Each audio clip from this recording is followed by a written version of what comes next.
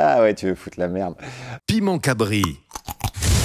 Oh, la chaîne qui poique. Tu veux mater ta chaîne qui poique avec des sneakers qui claquent? Balance ta paire avec Courir. Oh, Salut, c'est Guillaume Meurice sur Piment Cabri. Ah, va être Che Guevara, c'est rapport à ma date d'anniversaire, j'ai l'impression. 14 juin, Donald Trump, Che Guevara. Je suis quelque part entre les deux, je vous dirai pas où. Ah ouais, carrément, là on est sur quelqu'un qui a bossé ses questions. On est sur de la carte de presse. Et ouais. Le Châtelet ou Chenauve? Chenauve, alors on dit Chenauve, je choisis Chenauve évidemment. Et si vous voulez une anecdote, parce que je sais que vous êtes friand d'anecdotes, j'étais sur la plage tout à l'heure, j'ai été boire une dodo, et le mec qui m'a servi la dodo m'a dit « Mais t'es né à Chenauve toi ?» On est quand même à 1000, je vais dire. On est à 9200 km de Chenauve et il y a des gens de Chenauve. Donc j'ai l'impression qu'on est un petit peu l'élite du monde en fait, et qu'on est dispersé un petit peu partout. J'étais choquée. Ah là là là là, ça c'est dur, hein. C'est vraiment deux métiers que j'ai fait pour payer mes cours de théâtre. Ah, je dirais vendeur de sapins de Noël quand même. On était devant les Galeries Lafayette avec un pote, on a bien rigolé. On a vraiment très peu vendu de sapins parce qu'on passait quand même beaucoup de temps à rigoler et à emmerder les clients. Et les sapins étaient beaucoup trop chers de toute façon et arrêtez de tuer des arbres. Voilà. Annulé, définitivement, c'est le nom de mon premier spectacle. N'appelez pas votre spectacle annulé, n'appelez pas votre spectacle relâche, n'appelez pas votre spectacle ne venez pas. Voilà, tout ce qui est second degré, ironie dans les titres de spectacle, c'est non. Faites-le dans le spectacle, mais faites une affiche efficace.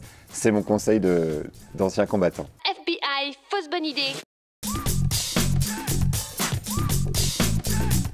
Ah bah tout le monde y passe, c'était le dernier titre de ce spectacle-là, donc qui a d'abord commencé par s'appeler Annulé, puis Mort de rire, puis Tout le monde y passe. C'est une réplique de Molière, dans l'étourdi de Molière, donc je l'avais gardé, il parlait de la mort et il disait Tout le monde y passe.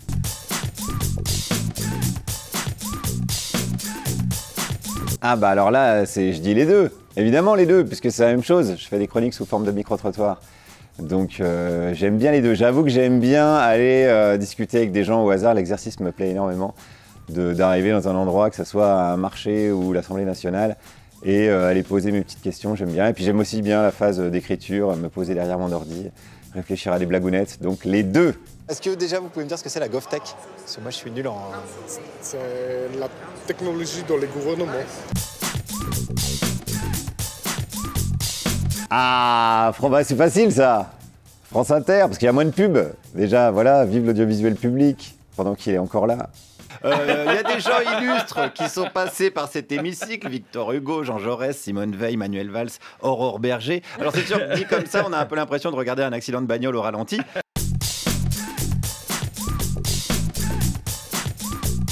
Ah, ça dépend pour faire quoi, j'ai envie de dire. Frédéric Lopez, je lui dois beaucoup, hein, parce que c'est grâce à lui que je suis rentré à France Inter. Enfin, c'était dans son émission qui s'appelait On va tous y passer. Il y avait un petit lien avec Tout le monde y passe à l'époque. J'avais à la fois un spectacle qui s'appelait comme ça et le titre de l'émission de France Inter qui était presque le même. Et donc, je suis assez redevable à Frédéric Lopez. Je lui ai envoyé un petit texto il y a quelques mois pour lui dire, voilà, j'oublie pas que c'est toi qui m'as permis de découvrir la radio. Donc, merci pour ça. Il m'a répondu très gentiment. Donc, allez, je vais garder Frédéric Lopez. Cosmé, ouais. À Cosmé, je vais dire Cosmé, parce que c'est le titre de mon premier roman. Et c'est une histoire vraie d'un pote à moi qui a découvert une clé de lecture, on va dire, dans un poème de Rimbaud. Et c'était assez émouvant de bosser avec lui sur son histoire, parce qu'il a un parcours de vie assez hors norme, on va dire. Et voilà, c'était chouette de faire ça avec lui, puis de partager même l'aventure d'après, la sortie du livre, les réactions qu'il y a eu, voilà, les séances de dédicace qu'on a faites, la rencontre avec les gens. Donc je vais dire Cosmé. Ah bah Vesoul, évidemment, Vesoul quand même, enfin à la base quoi, le lycée Édouard Belin. Vesoul qui est connu que grâce à la chanson de Jacques Brel. Quand je dis Vesoul, les gens ils me disent ah oui Jacques Brel, sauf que Jacques Brel il se fout de la gueule de Vesoul dans sa chanson. Donc tu arrêtes Jacques Brel, un jour on va t'attraper, ça va mal se passer.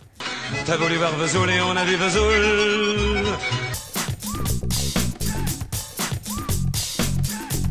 Ah là là, ça c'est dur, hein. C'est vraiment deux amours. C'est deux sujets faciles pour faire des chroniques, Éric Zemmour et Nicolas Sarkozy. Allez, je vais dire Éric Zemmour parce qu'il est assez symptomatique de l'époque. Une époque assez confusionniste où on a l'impression que tout se vaut, toutes les opinions se valent, où on peut être raciste et puis voilà, faire dialoguer un antiraciste avec un facho et que finalement ça crée du spectacle et que ça n'a pas de conséquences. Alors que ça a des conséquences et que c'est quand même plus ou moins grave. Ok les amis, et pour conclure cette vidéo... Un voyou. Magnifique. Ah bah dans l'histoire du rock, The Disruptives laissera plus de place que Nirvana, parce que Nirvana, bon, c'est un groupe de rock parmi d'autres. The Disruptives, c'est le premier et le seul connu à ce jour groupe de rock macroniste. Donc je le sais, parce que j'étais le leader de ce groupe de rock. Donc c'était ma période rockstar, là, c'était juste avant de faire le spectacle que je joue en ce moment. J'ai monté un groupe de rock avec des potes, un groupe de rock parodique, évidemment. Et j'avoue qu'on s'est bien marré, et c'est assez réjouissant de jouer la rockstar, quoi. Ça, c'est assez marrant, on a joué dans des salles qui accueillent normalement des concerts, et on s'est vraiment éclaté. Ouais.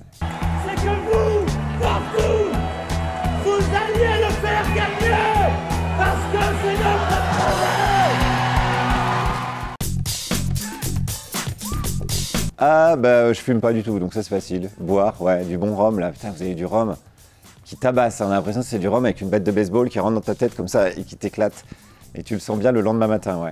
Et fumer, non, ça m'a jamais attiré, donc boire.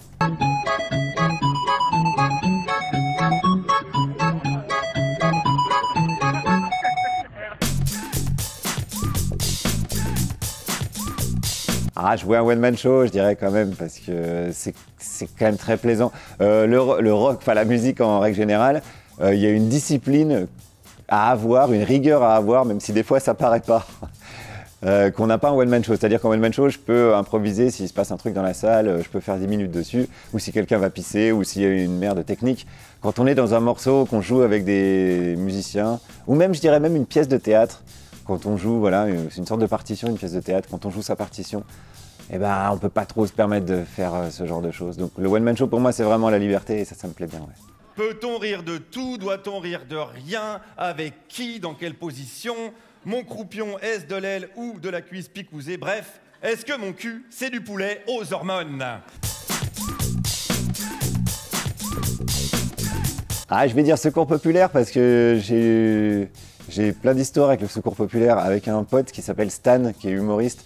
On a donné des cours de théâtre au secours populaire, on a vécu des moments incroyables.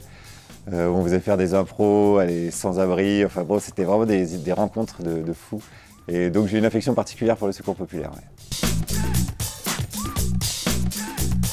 Ben, Meurice 2027, là, hein, je prends de l'avance parce que 2022, il m'a manqué un petit peu de parrainage, à savoir 494, j'en ai quand même eu 6.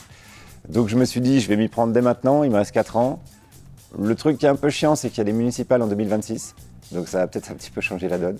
Mais je suis lancé, je suis chaud, l'échec n'est pas envisageable. Et si je suis assez intelligent, j'aurais disséminé un indice dans le futur!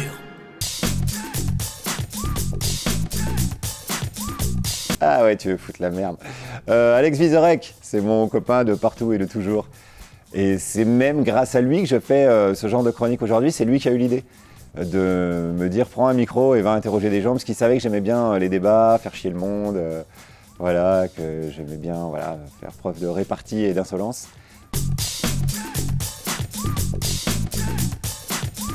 Ah, je dirais petit éloge de la médiocrité. Je suis assez surpris du succès du bouquin. Alors il y a des gens qui me disent ah bah c'est raté parce que ton livre il a du succès donc c'est pas médiocre. Et du coup si parce que le succès c'est quand même quelque chose que je voulais pas moi donc j'ai raté en fait voilà. Vers l'infini. Parce que c'est un nouveau spectacle que j'ai commencé à jouer. C'est une conférence avec un ami qui s'appelle Eric Lagadec, qui est astrophysicien. Penny. Penny. Penny. Et on fait une conférence à partir de la phrase d'Einstein qui dit il y a deux infinis, l'univers et la connerie humaine, et encore pour l'univers, je suis pas sûr. Et donc mon pote Eric fait le spécialiste de l'univers, puisque c'est son vrai métier. Et moi je fais le spécialiste de la connerie, puisque quelque part c'est un petit peu mon vrai métier aussi. Je l'observe et je la crée tous les jours. Piment Cabri. T'as toujours pas tes sneakers qui pouac? Balance ta paire avec Courir.